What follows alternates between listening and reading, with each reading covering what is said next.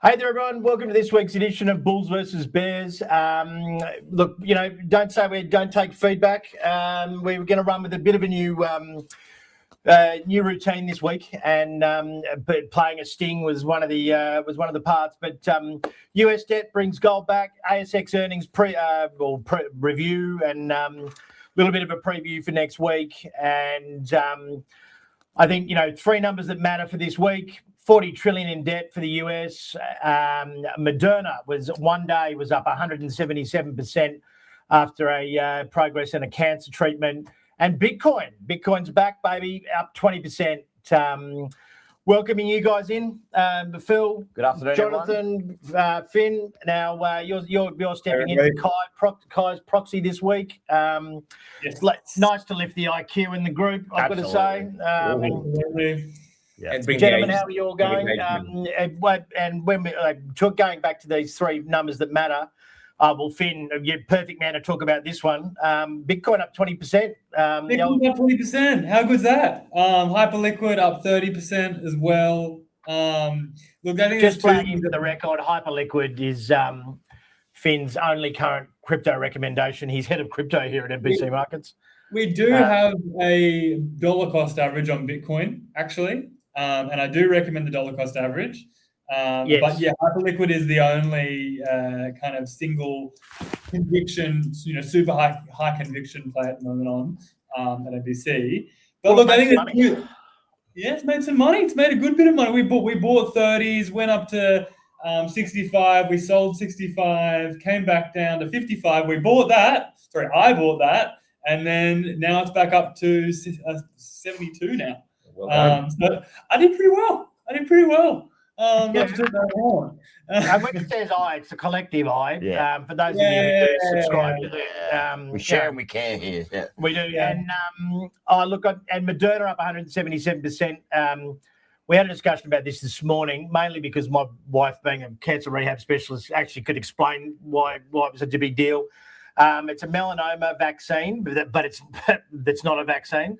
I don't know why they use that term. So essentially, the reason it's a really big deal is they actually take a biopsy or a piece of it, because every tumour has its own DNA fingerprint, and the treatment or vaccine is then engineered for your specific tumour.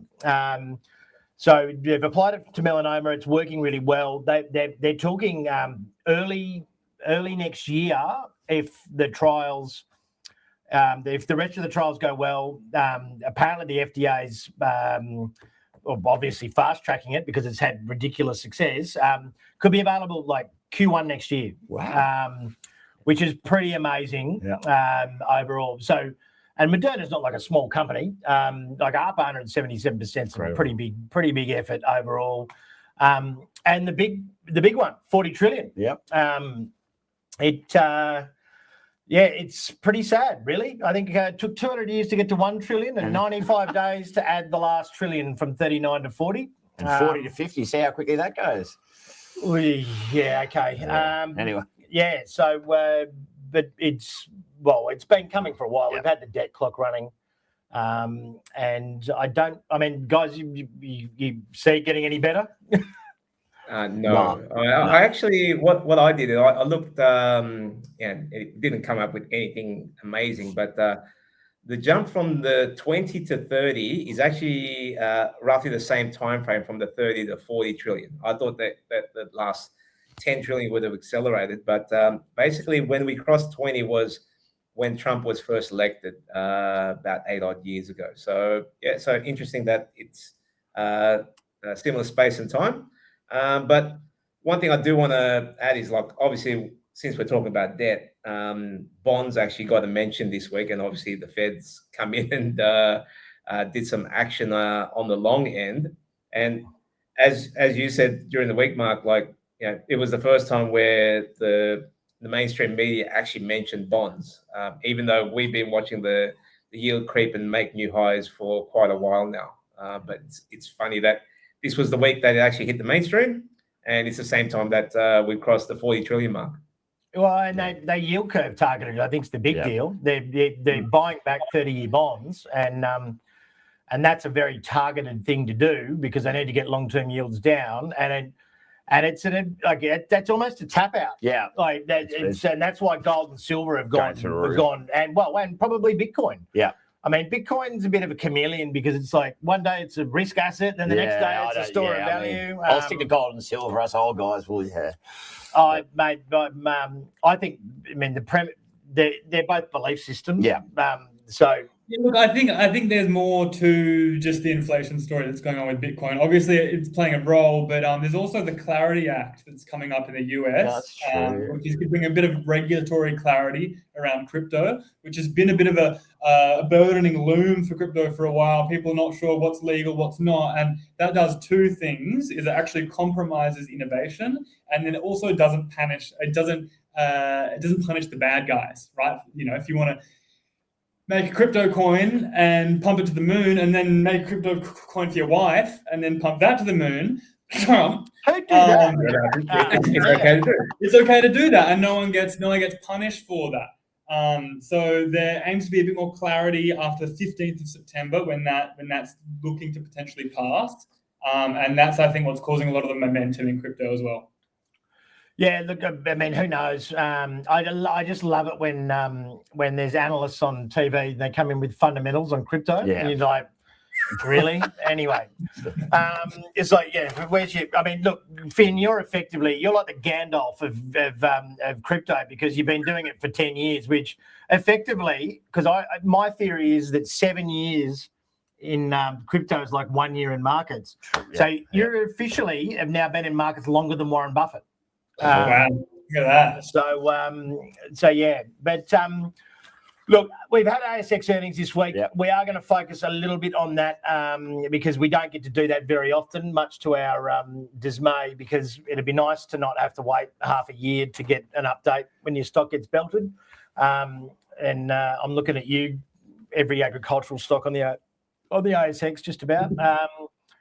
And probably CSL, which was an absolute bright shining light. Yep. So I've got to say, the only other green on the screen like that is non-earnings related. Yeah. Which I didn't really expect. But Phil and I have been we've been doing the morning call. Obviously, the big two were BHP and CSL. CSL, yep. CSL was up 70% on the day. Yep. Everyone's great result. Coast is clear now. BHP was up 2.5 record dividend, but anything that stuck out for you over the course of the week? Or no, probably those two. The main thing probably was the consumer sector. You know, the consumer discretionary. They're all just really weak, which is no great surprise. You know, the consumer out there is really struggling. You know, they're tightening their wallets, and I think everyone. JB Hi-Fi hit, Temple Webster hit, and they're all following sympathy. Accent One today hit down another 8%. So they're struggling out there, and I'd say that's a real weak sector. But the materials are doing well. Obviously BHP and gold, of course. Well, yeah, and that's going to keep going. I mean, gold and So, I mean, there's going to be no turnaround in gold soon. Can I just chime in? So there was one retailer that had an actual surprise, and that was Super Cheap. And what it was their Breville division. So selling World Cup merchandise. That's a one-off. Apart from the World Cup, everywhere else is absolutely struggling. So there was that one little blip where everyone's like, okay, well, let's spend money on World Cup merchandise, but everywhere else, the purses are very tight. Yeah. Well, Breville had record sales. Yeah. But they said tariff effects. Yeah. I meant to go and Google because it sounds like they're having the cost of having to move their manufacturing around. I think is the big issue, which is obviously a capex spend.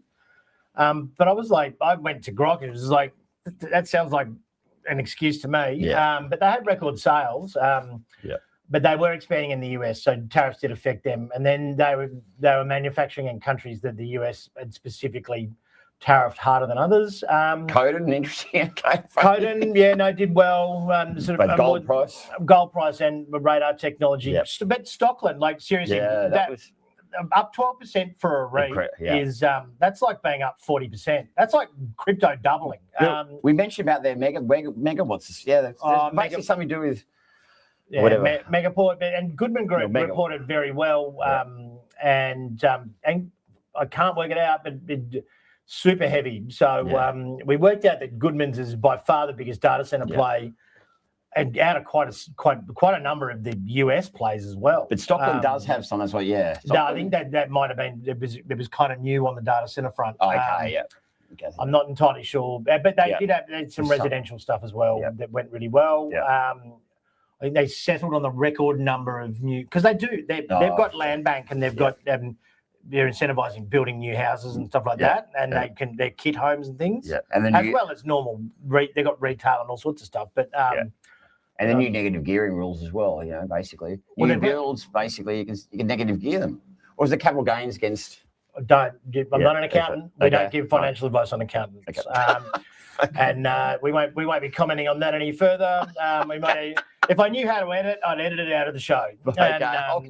We just while we're good, general advice only. We do not take into account your circumstances. Just a quick reminder there. So what's the market missing? JT, you go first, mate. What's the market missing this this week and moving forward? So this is something that I've talked about a couple of times. I even mentioned on the call. So I had Northern Star on the call maybe about 2 weeks ago now on the Monday. And for me, I looked at their investor presentation. They presented at Diggers and Dealers. And the sentence that stuck out for me was lowering the economic cutoff unlocks district ounces. So it just basically means that gold has a floor at 4,000 US now. So it just means that they can actually dig where it was previously uneconomic.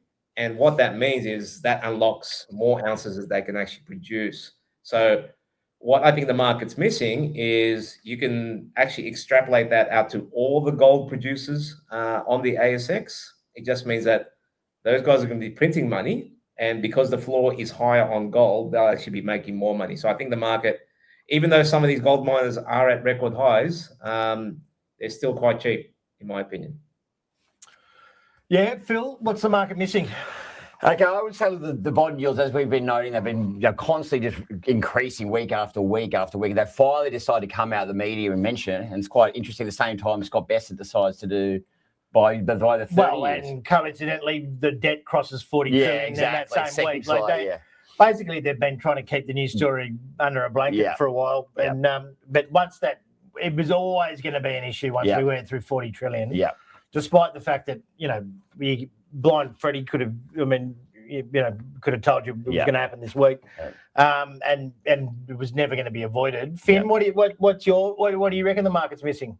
Yeah, look, everyone's a bit excited about Bitcoin, and look, it's kind of exciting. There's a bit of volume in the market, but if you look at the 4-year cycles that are in line with the Bitcoin halving, we've still got about 6 months to go. So I talk about the halving a fair bit. It's about the block size of the Bitcoin blockchain. The rewards system actually halves every 4 years, and in line with that, crypto it tends to follow that, so it goes up every 4 years when the block size halves. But if we look at previous cycles, we've still got about 6 months until historically we would see a run up in Bitcoin. So I'm a little bit patient. I'd still be dollar cost averaging in, but I'm hoping that volatility kind of comes down, so maybe we can buy some long call options or something fun like that before we actually see a proper run up. But yeah, I think we can be a bit patient on Bitcoin. Is my thing. Well, yeah, I mean, it'd be this sort of thing. It's been going sideways for a while, but what I think the market's missing is that oil. Like oil is we're so white noised out of this stupid Iran war. The US keeps draining reserves. They've just Trump slapped tariffs on Canada and then realised, oh crap, we've got no reserves, and then he backpedaled and there's some pipeline while he keeps spouting that they're net exporters, they're categorically not net exporters, because that includes petroleum waste as well. So, and they're not refined petroleum net exporters; they're way net importers. So he's completely full of crap, and we're now the reserves keep going down every single week. And he's lent them out to the other thing. And we've got Brent at $95. I mean, Brent only got to, well, crude oil Brent cash got to 111 and it's at 94. We're not that far from the records. Yeah. Iran is, I just think, you know, and we're just starting to see, you know, it's starting to affect the consumer in the States. So people apparently burnt through their savings now. And they're starting to eat into credit cards and stuff like that. Walmart down 10%. Yeah, Walmart was down 10%. Yeah. All the retailers have been pretty horrible in the States this week. It was the first drop or the biggest drop since 2020 for Walmart. Like, that was COVID. Like, you weren't allowed in a Walmart store, so it's pretty hard to beat that. I think that, you know, this extra energy cost and inflation is just eating away at what's left over of the American consumer, well, and the Australian consumers' discretionary spending budget. So part of the new format is we're going to review last week, and those who got it wrong, which are you and me actually. Have to explain why we got it wrong and where we got it wrong. I'll go first and swallow my humble pie. I just thought the market would get greedier, and we'd been watching those bond yields for so long, sit at those same levels, but the trigger was for the media to actually pay attention to it was the 40 trillion. So that's what I just feel like that's what I got wrong. I was borderline last week, but you know, in hindsight, I think you know, was aware of the risk, but you know, and then obviously Besson, it's been a great week for precious metals. I thought they'd bounce back, but and you so now you take your penance as well. Why did you get it wrong? I basically went with the August seasonality. August is traditionally a strong month, and so I thought basically I'd stick with it. And you know, the trend's your friend. It's been going up. And, you know, I was very close. I was like about up, down, basically. So it was a very hard decision. So, and I think it was the S&P was down 1.5 or to 2% for the week. Yeah, most of which was done last night. Nasdaq down a little bit more, but fear and greed. I mean, look, JT, you're more than welcome to you know, to tell all the reasons why you're an awesome pick and why you were right, but I'm still a few behind you, so I'll just leave it at that. Just got one right. Look, and Kai, realistically, I mean, actually he's on 19, but because he's not here, I'm just going to stitch him up, and he can stay on 18, and so he doesn't go into the lead. And I'm pretty sure he doesn't listen to the podcast, so he'll never know. And just remember, guys, snitches get stitches. So we're back to neutral on fear and greed. There's not much, like, the market seems a lot quieter. I noticed the radio, like Bloomberg and the news this week has been super, super thin. And we're going to have to split up the slideshow because it's a little bit longer with this new format. So this is a new segment now, and it's buy. You're gonna nominate a buy, an avoid, and a wild card. Wild card could be anything. It could be avoid fatty foods, or it could be avoid consumer stocks. But the buy and avoid have to be either a sector or an asset class or an individual stock, etc. So, JT, buy and avoid. Okay, a buy is Minerals 260, so that's still my favorite gold play, MI6. All of my guys are long that. It's going to be one of the biggest producers in a few years' time on the ASX, and it's, you know, plenty of smart guys backing it. So that's my buy. My avoid is anything property related. So I've actually got to write an article on for the Bull coming up. So that'll be out next week. I'm putting PEXA in there, PXA.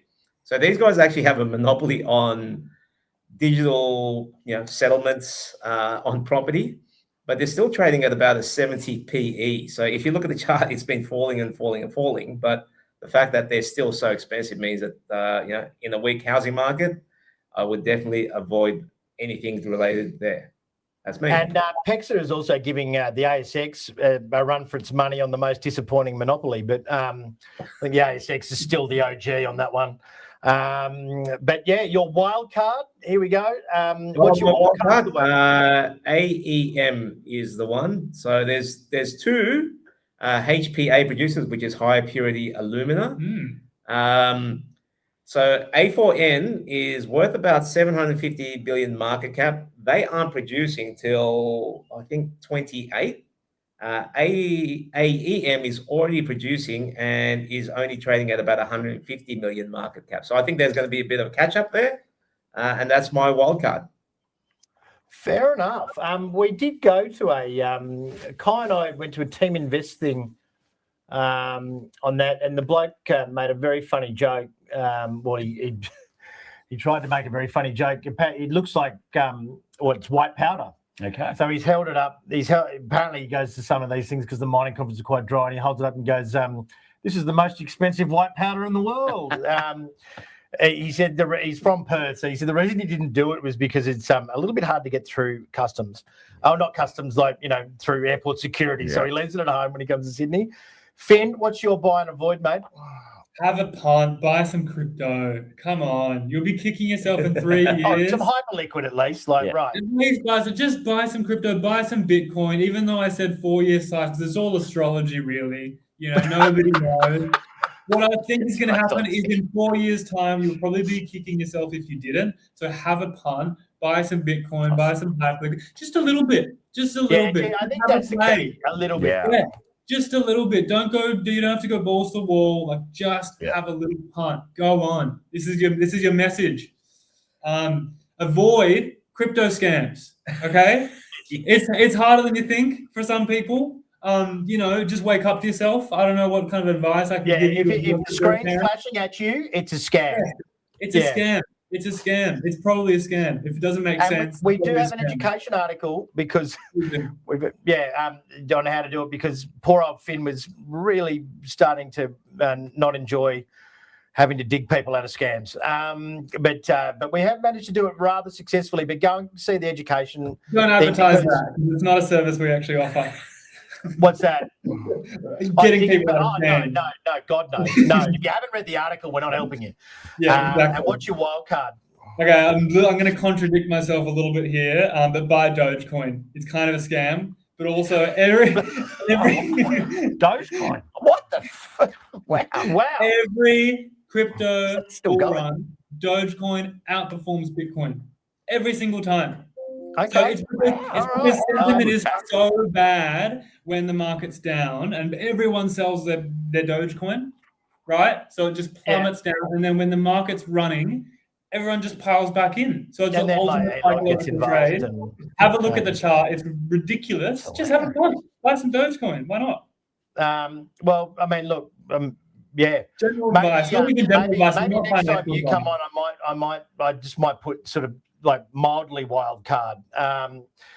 But I will say though, in Finn's defense, in that last pump when Trump was actually pumping up the coins, Bitcoin had a massive run. Doge didn't do anything for a week. You had a week to actually get on. Yeah. And then it pumped, and I just went, oh my God, that was the easiest one, especially with Elon right next to Trump. You're going to have to stop because Phil's salivating. Yeah. Anyway, Phil, what's your buy and avoid? Okay, I'm bold school, so I'm going silver. Silver's a buy. Yeah, I think we've got the perfect storm. We've got, basically they're desperate to keep the rates lower in the States. We've also got a structural deficit in silver, so demand far outstrips supply. So I'm going for that. Avoid. I'm back on the consumer discretionary. Keep clear of those, especially maybe one like Accent One that reported today. I mean, they're basically on the glue stores. I don't know who's going out and buying high-end trainers, or maybe they're shoplifting them. They're bored sniffing glue. Yeah, exactly. Yeah. And then a wild card, I'll go judo. I think the bad news might have been baked into that. And they basically... Jeez, it gave you a really nice outfit, I've got to say. Jesus Look at that Christ. one. I feel sick. AI. Now lost my train of thought. Yeah, so they're my three. And fair enough. Turn. I'm going to buy. You sort of start on a thunder a little bit. I'm normally team silver. I'm going to go further down. I'm going to go platinum. Ooh, I like it. Because it's been lagging and it needs to play a little bit of catch up. Avoid all fiat currency. I don't care if it's Aussie, yen, euro. Look at these idiotic balance sheets of every country in the world. And, like, just avoid, really, like, find something that material value and convert your cash, because it's like, I don't know. We're going to the US has just now made it okay. They're clearly central banks are on board, and why China, I reckon this has been in the works for a long time. Then why China's been buying gold forever is they've decided to inflate their way out of debt, which means at the moment they're printing money at the same time as they're threatening to hike rates, and they're letting inflation run. So basically, if, at a debt at 40 trillion, if you let inflation run at 5% a year for a few years in compounds, obviously your debt reduces. Yeah. And if you're printing money at the same time to pay off the debt in the same currency that you're printing, then obviously reduces. So Besant's admission, and why they're targeting that 30-year end of the curve is like they only want to do this. Probably takes about 4 or 5 years, but like the tariffs haven't worked.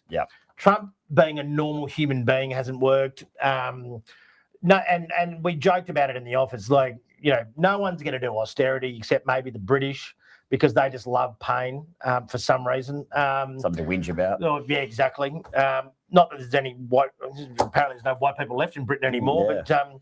But but basically, no one's going to do the austerity thing. And and then Trump's, like, the big beautiful bill was just if you were trying to solve the debt via normal controlling your balance sheet, that would never have they would have laughed them out of thing. So I just so pick out a $50 note and picture your central banker burning it, because that's what they're doing. You'll need 20 of them. Wildcard for next week. That was my wild card. I've ruined it. Gold was my buy, and then platinum was my wild card. And I also think that actually I'll give you a bonus wild card. I reckon Nvidia, no matter how well they report, gets smashed on Wednesday night. I don't think Jensen's magic can't work anymore. I think we're coming into, and that seasonal, like, we've got 10 days left of August. Yeah, you don't want to be long into September's not a good month.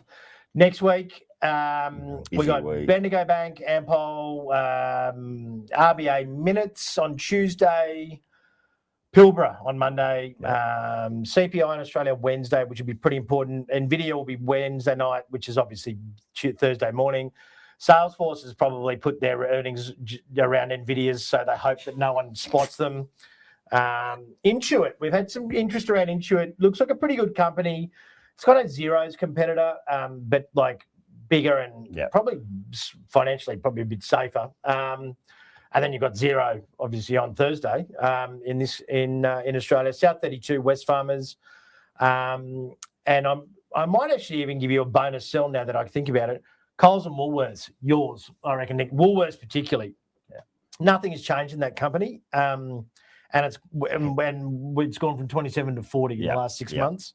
So I'm not entirely sure what what we're talking about there. And then it's Jackson Hole next week. So the Fed conference, and Kevin Walsh's keynote is on Friday night. So there'll be a bit of nerves leading into that. If you want our calendar, go to nbcinvest.co/ASX earnings, or you just go to the homepage and get onto that. Rightio, gentlemen. Well, you're going to have to do Kai's Finn. So you probably just think out something. Yeah, I'll fucking up. And then, look, it doesn't really matter because I'll just change it next week so I can potentially go one ahead anyway. And stitch him up again. But so, gents, you got anywhere up to 1 to 2 minutes to justify your bullish versus bearish. Does anyone want to go first? I'll go first then. Look, I've gone bearish basically on the you touched on it, the seasonality. And I don't think Nvidia. I think Nvidia has done the heavy lifting, saving this market on earnings a number of times in the last 2 years, and I just don't. don't get the feeling it can do it this time around. And I think that sort of fleeing back to gold, to the precious metals, I think the hot money's leaving the stock market back to those real assets and things. And September is the only month of the year for the US market that is down more than it's up, 62% of the time. And it's the worst performing month of the year, but usually the biggest lows are in October because of the September move down. So I think certain pockets of the market will be fine. But yeah, I just think I'm probably going to be bearish for about the next 4 weeks, I would say, unless something significantly changes. JT, you want to go next? Yeah, sure. So I'm bullish, and it was more of like the footy tipping competition where I'm trying to catch up. I knew you would be bearish. I had a feeling Kai would be bearish, but Finn's taken his pick, so I wanted to go contra to that. But just to add to why I actually think that the S&P can bounce from here, it's just there's just still a lot of people buying the dip in a lot of places. So Anthropic came out last week with some great revenue numbers. I think it was like 14 billion, and I think their revenue was 14 times the same period a year ago, and that's despite us using less tokens as well. So I just think that there could still be a bit of room for Jensen to pump up that AI trade again this week, and we'll end up the week a little bit higher. I think Jensen will do his job. Don't get me wrong. He's like, thank God for that guy, because the bull market would be over already. But I think people don't believe him anymore. Like the social media's kind of turned on him a little bit, and you just don't see him popping up as much. Maybe because I don't know, Jim Cramer started to like him, and I think that just really ruined it for everyone. But Finn, obviously you've got to justify on behalf of Kai. Look, and you've made his pick. Yeah, look, I think I'm going to go bullish for Kai. I think, with the US printing money, the US buying treasuries, obviously 40 trillion in debt. We want to stay away from fiat, and that means there's going to be a melt up. So let's hook onto that narrative and just go bull. Okay. Yeah, and I think that's not. We've talked about that in the office this week. Like, if they're going to print money and they're going to inflate their way out of trouble, there might not be a pullback. Yeah, which for us old bond traders is a horrifying thought. But not for stock traders. No. Yeah. And Phil? Look, I was borderline, but I've gone bearish. We're seeing that crack spread we talked about, the cross diesel, between diesel's going through the roof, and that's just it's weighing on the consumer already. It's weighing on, and basically Iran's not going away. I know it's US territory now. Well, hang on. Can I just pick you up there? The US is not going away. Iran's just staying where it is. Yeah, that's true. Yeah. And then just basically the yields. I mean, basically looking at the 30-year yield, what they're doing already is not working. It's basically they won't surrender, basically, the way they want. 2 days it took. He made that announcement. It's 2 basis points. I know. I'm watching now. So that's almost like a surrender, wave the white flag. We're going to try and do this, and bond traders go, we know this. Yeah, we're going to fade this. Yeah, I wouldn't take on the US Treasury though. Anyway, I'm bearish, but hard decision. Well, look, our default's been bearish forever, but so obviously feedback welcome on the new kind of format. But we're just trying to obviously mix it up a little bit, and obviously while we're sitting in, despite Finn being a audio visual expert, we're trying to get everyone in the same room, but we couldn't really make it happen today. That's what happens when your boss springs. You need to find me microphones in the next 2 hours at the last minute. But so the lighting better. Tick. I need to shut up and let you guys speak more. Yeah. Tick. So we're there's a sting at the start. Apparently that's really important. Maybe I shouldn't give tax advice. No, and that too. Another general advice reminder there. But guys, thank you very much for your input and everything. Finn, mate, once K.AI is back next week, you'll have to... that is exciting news. So we joke about K.AI. Kai's actually made it. Like, Yes. and he's named it K.AI. Yeah. And copyright pending over here, just quietly. But yeah, no, that was so we might have a bit of a after the webinar next Tuesday. Next week might be a bit of a talk about how much he's saving us in tokens and what tokens are and what they mean and you know what it means for the broader thing. I think that'd probably be a good topic. And don't forget to mention the webinar next week as well. Well, yes, the webinar is on Tuesday. If you haven't been bombarded by our emails, then you probably don't know who we are and you're not listening anyway, to be honest. But it's been by far the biggest response, and Software Survivors is pretty big. But and so we're gonna we'll have an investment on the back of that as well. It's the next winners in AI. Got a live wire article out there as well, which is doing really well. Surprising, and people are sort of liking the theme. So it's kind of the new bits and pieces, but I wouldn't say the dummies guide, but I'm going to interview Kai, and I'm going to try and be the tech interpreter. Yeah. But I hope it's better than his ChatGPT. You are a junior dev as well. So I am a junior dev. That's exactly right. Again, but Finn, thank you for joining us. Philip, JT, pleasure as always. Have a great weekend, everyone, and we'll speak again next week. See ya.